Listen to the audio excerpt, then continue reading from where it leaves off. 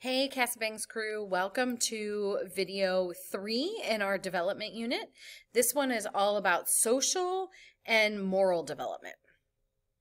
So our social development definition is just the changing nature of our relationships over our lifespan. All right, so first we're going to talk about attachment. So there's a couple of different theories of attachment.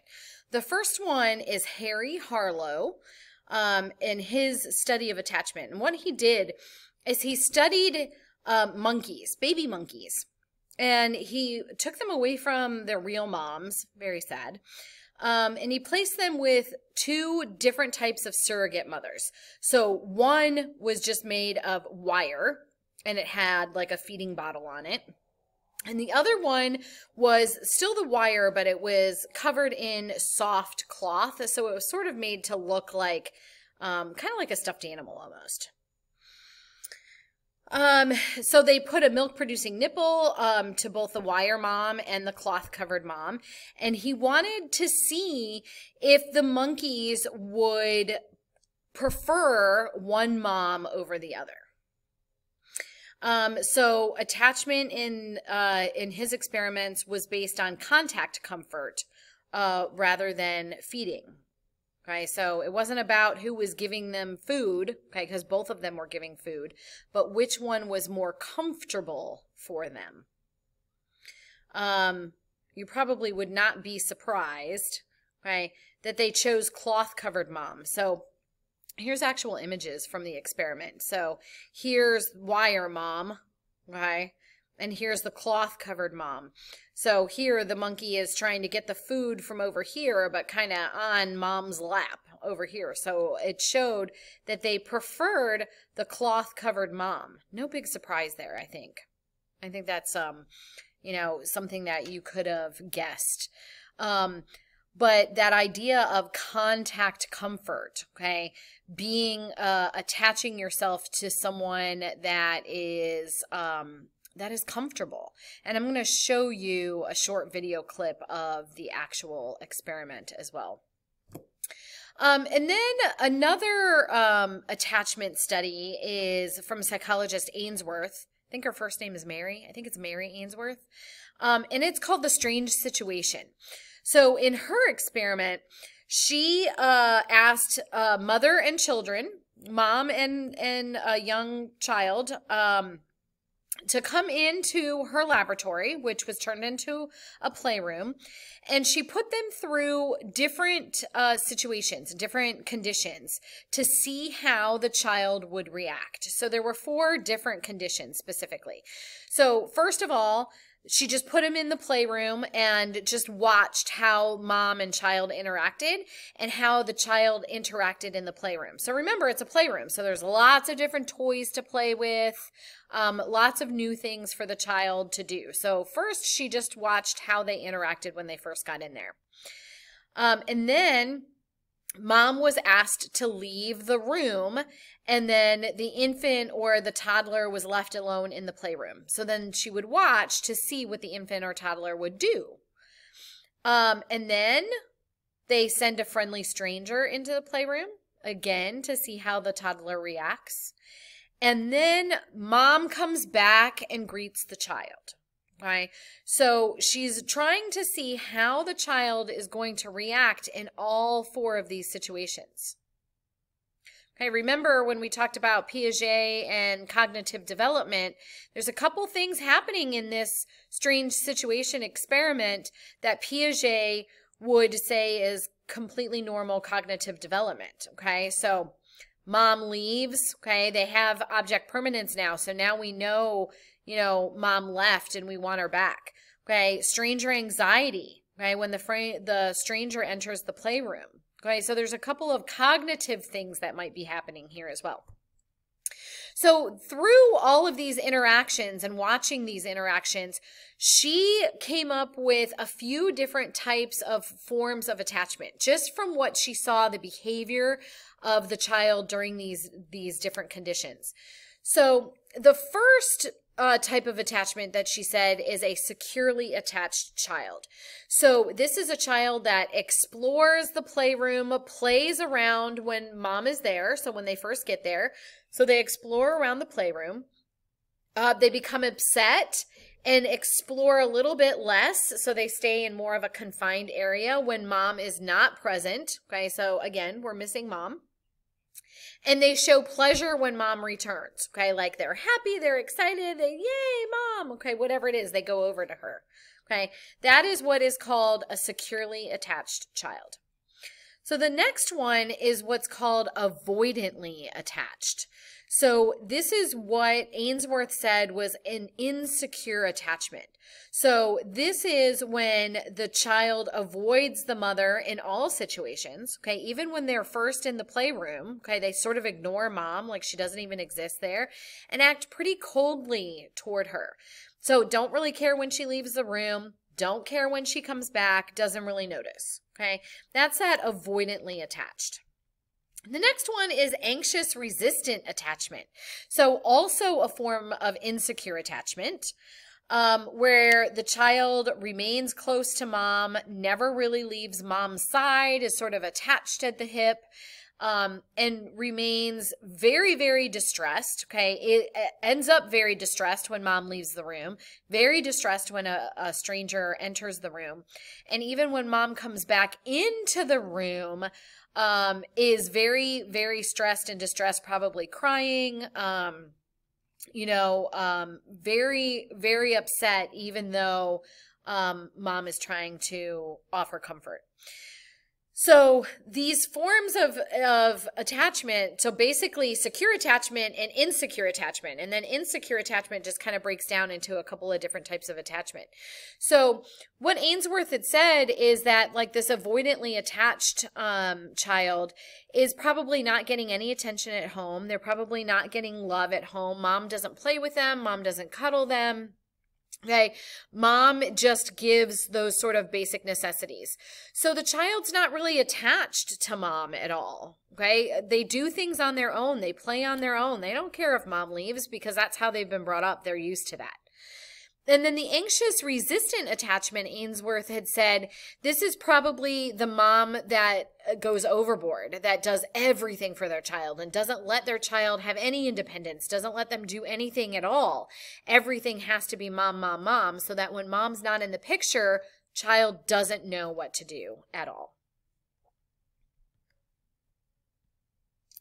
All right, so parenting styles. Another psychologist, this is Baumerind, came up with these different parenting styles. And there's two confusing pairs in here, and I will give you a mnemonic device tomorrow about those. So authoritarian, this is the parent that values obedience and uses a very high degree of power. So this is it's my way or the highway type of parent, okay? You're going to do exactly what I say because you're the child and I'm the parent and there's no discussion, okay? Authoritarian. And then there's authoritative. These are the two confusing pairs, and you can see why. Authoritative, okay, less concerned with obedience and greater use of induction, which basically means there's more conversation. There's like a partnership, a teamwork between the parent and the child to come up with rules and responsibilities and, punishments for when you break those rules. So it's more of a teamwork kind of relationship. Then there's permissive. So this is the most tolerant type of a parent, and they don't really use discipline at all. It's, kid can do whatever they want. Parent is not really a parent in that sense of the word. And then the last one is neglectful. So it's the completely uninvolved type of parent. They don't do anything for you. They don't do anything with you. There's no emotion there. There's no attachment there. This next is an image. It's an awesome image of these types of parenting. So if you look at up here where we have the very strict parent, and we have the strict and then cold parent, so demanding, possessive, controlling, dictatorial, antagonistic, okay? This is the authoritarian kind of parent, the my way or the highway sort of parent. And then we have strict but warm kind of parent. So supportive, protective, affectionate, flexible, caring. This is the authoritative kind of parent. This is the teamwork parent. Down here, I don't think you can see it on your screen, but this says permissive. So we have permissive and warm, lenient, democratic, inconsistent, overindulgent. So this might be the permissive parent. And then we have permissive and cold over here, which is neglectful. So neglecting, indifferent, careless, negligent, detached. All right, so we're moving into moral dilemma, moral development. So here's an example of a moral dilemma that psychologist Kohlberg, that is a name that you're going to need to know, Kohlberg used to develop his stages of moral development. So here is the dilemma. A woman in Europe was dying from a rare disease. Her only hope was a drug that a local druggist had discovered. The druggist was charging 10 times more than it cost him to make.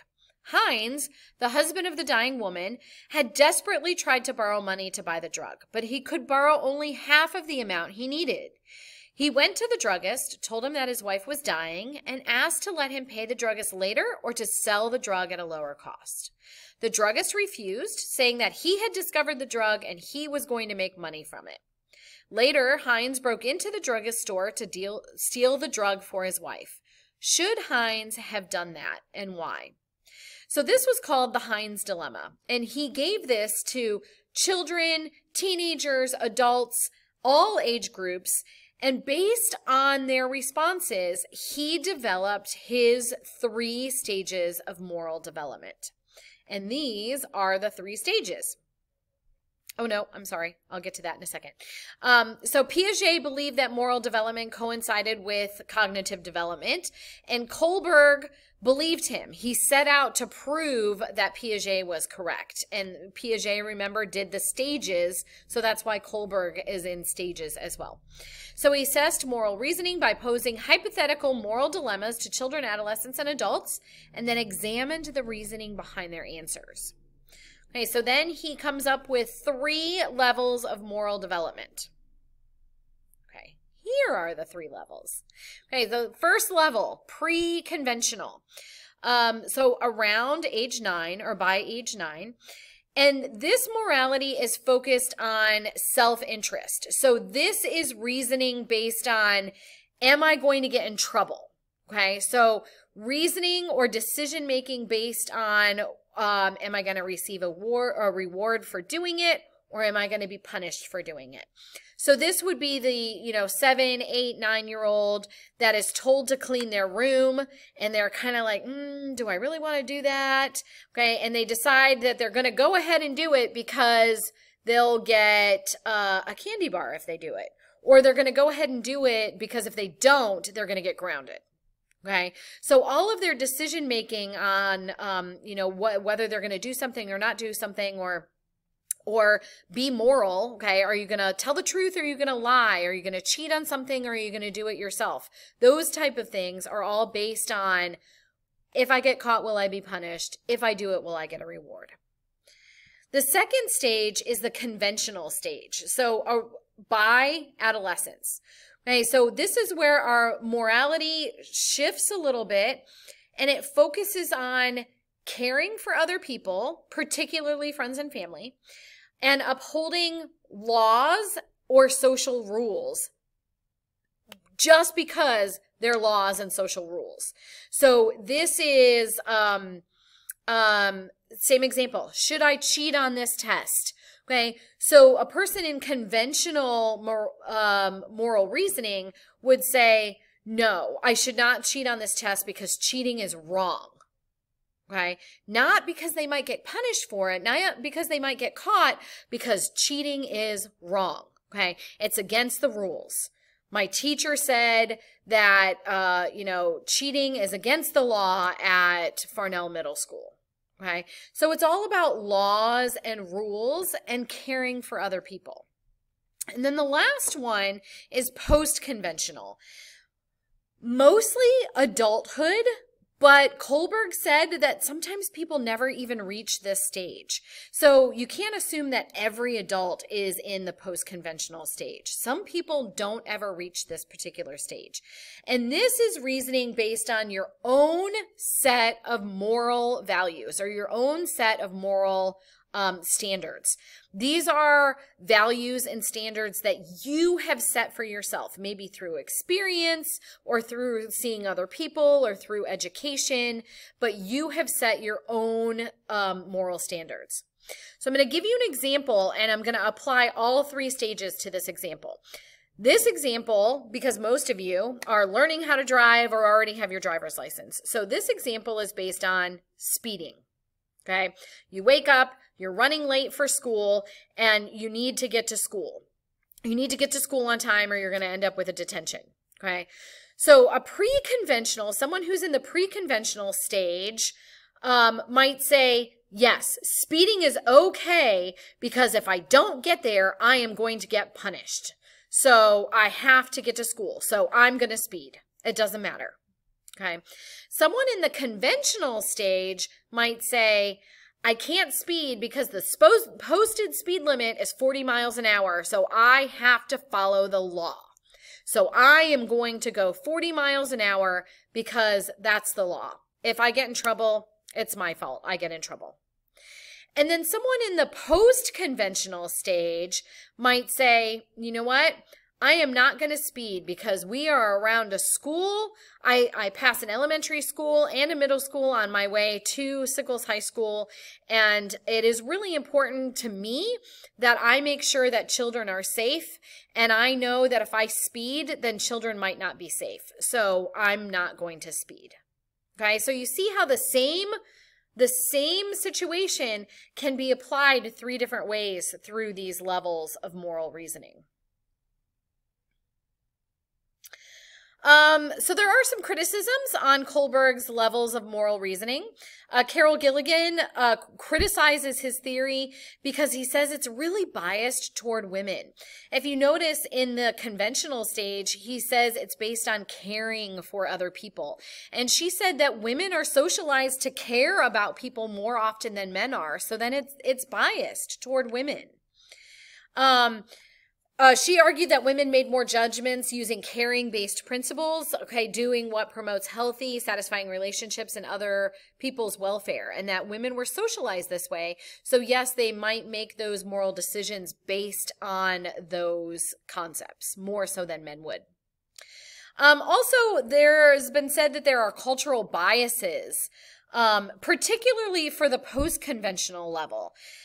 Seen mostly in Europe and North America, where this concept of individualism is valued. So having your own set of moral values or moral standards is more apt to happen in these Western cultures where individualism and individualistic thought are more highly regarded. Alrighty, that is it for social and moral development. Bring your questions into class tomorrow, and I will see you then. Bye.